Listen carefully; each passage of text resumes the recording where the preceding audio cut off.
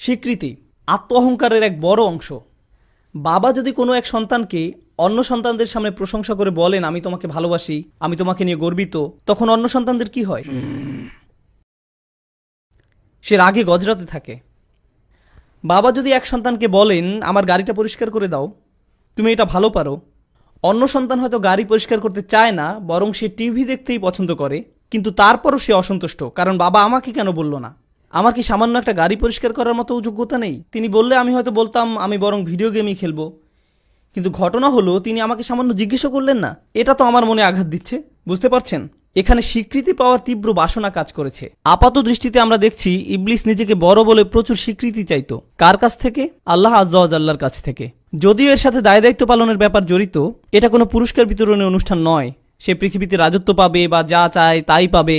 প্রকৃতপক্ষে দুনিয়াতে মানব জীবন সম্পর্কে আল্লাহ বলছেন, লাকাদ খালাকনাল ইনসানা ফি কাবাদ, নিশ্চয়ই আমি মানুষকে শ্রম নির্ভর রূপে সৃষ্টি করেছি। নিজেকে আর নিজের পরিবারকে বাঁচিয়ে রাখার জন্য মানুষকে প্রতিনিয়ত পরিশ্রম করতে হয়, দুইটা বাড়তি আয়ের জন্য, সবার সাথে সুসম্পর্ক বজায় রাখার জন্য।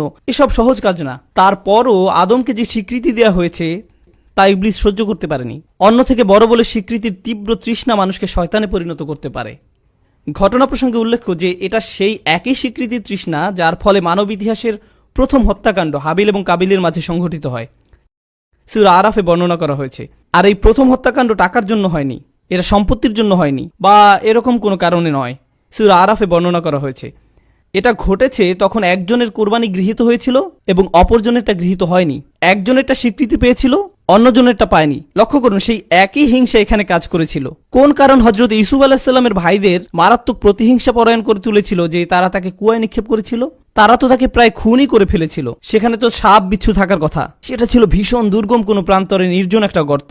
তবুও তারা তাদের ভাইকে সেখানে ফেলে দিয়েছিল। জানেন কেন? কারণ তিনি তার বাবার কাছ থেকে যে স্বীকৃতি পেয়েছিলেন তা অন্য ভাইদের তার প্রতি হিংসাত্মক করে তুলেছিল। এখন এই স্বীকৃতি জিনিসটাকে আপনারা ভালো করে বোঝার চেষ্টা করুন।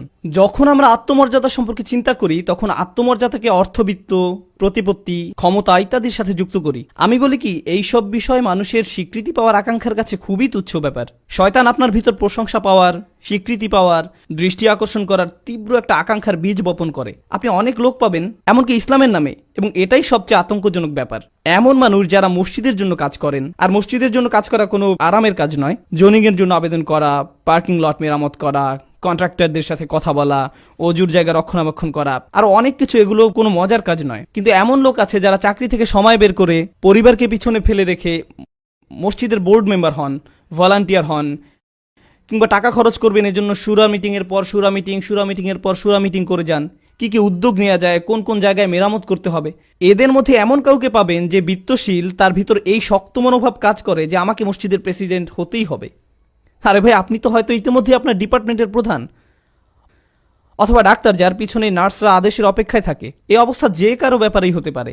উপরন্তু আপনার ঘরের প্রধান আপনি, আপনার রয়েছে অর্থবিত্ত, এ সব কিছুতেই আপনি প্রধানতম, কিন্তু এর পরও আপনি ভাবেন এক জায়গায় আমাকে যথাযথ মূল্যায়ন করা হচ্ছে না। তারা তো স্বীকৃতি দিচ্ছে না আমাকে, আমি তাদের জন্য কত কিছু করলাম, আমি আমার মর্যাদার যথাযথ স্বীকৃতি মসজিদ থেকে পাচ্ছি না, আমাকে অবশ্যই মসজিদের মহিয়ান শাসক হতে হবে। এমনকি মসজিদের ভিতরেও, মসজিদ সমূহ আল্লাহর স্মরণ করার জন্য। অতএব তোমরা আল্লাহ তাআলার সাথে কাউকে ডেকো না। কথা প্রসঙ্গে বলে রাখি, আমি বিশেষভাবে ডাক্তারদের প্রতি ইঙ্গিত করছি না, হয়তো অভিজ্ঞতা প্রসূত বা কিছুটা আমার উদ্ভাবনী কল্পনা মাত্র।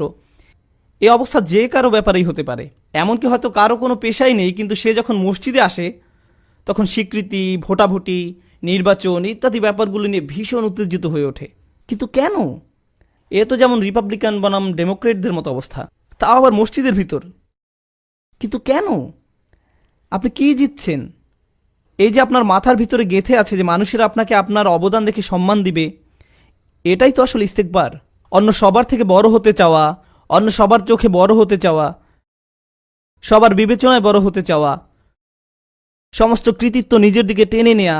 এখানে কোনো বৈষয়িক প্রাপ্তিই কিন্তু নেই, বাহ্যিক কোনো উপকারই এসব আচরণ থেকে বের হয়ে আসে না।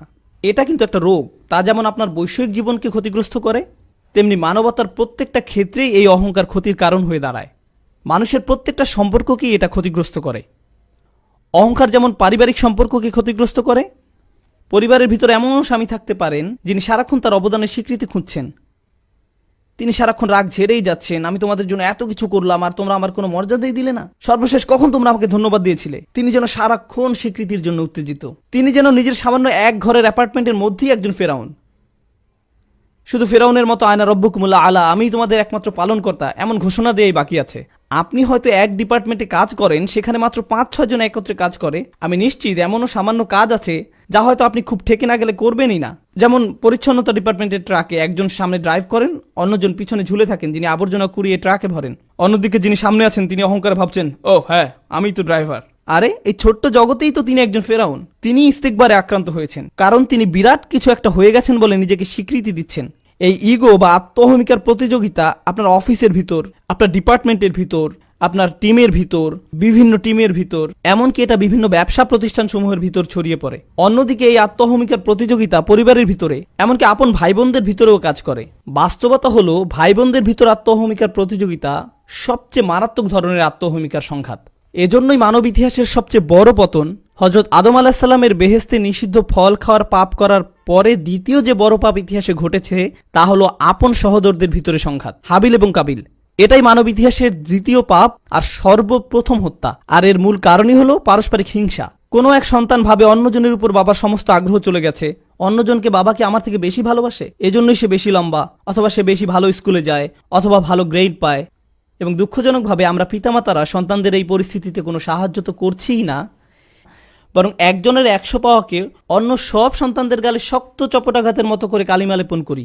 তার মার্কশিট উঁচু করে ধরে অন্যদের বলি, এই জন্যই অন্য সবার থেকে আমি তাকে বেশি ভালোবাসি, সে যেমন দেখতেও ভালো তেমন বুদ্ধিমান। তুমি কি করেছো?